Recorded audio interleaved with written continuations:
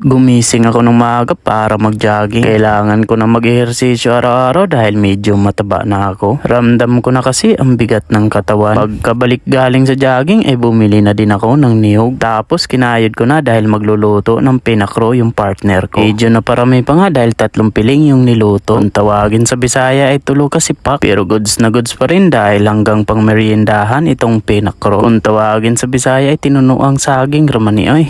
Tapos lalagyan ng kunting asukal. Ininit ko na din yung ulam dahil alas 10 na ng umaga wala pa akong almusal. Kaya itong pagkain ko ngayon ay hanggang tanghalian na. Pagkaluto ng pinakro ay dadalan ko si Ate Jen dahil nanghingi. Goods na goods dahil para makagala na din ako sa kanila. Tapos nanghiram na din ako ng motor dahil medyo malakas ang hatak nitong Aerox. Pagkadating ko sa bahay nila Ate Jen ay nagtambay muna ako ng ilang minuto. Kala ko pa sana dumiretso ng bayan kaso nga lang tinamad na ako. Kaya bukas na lang. Maganda pala magtambay dito Ate Jen dahil mahangin at kalapit lang ng dagat. Anting kwentuhan kay Kuya William tapos meme umuwi na ako. Pakargahan ko na din itong motor dahil malapit na maubos yung gas. 100 lang na paggasolina dahil nakalimutan ko yung aking wallet. Buti na lang may 100 sa bulsa. Kinahaponan ay dumayo si Ate Jen at nagluto ng ulam para panghapunan. Ang niluto niya ay adobong manok sabay gulay. Sarap. At yun lang. Maraming salamat sa panonood.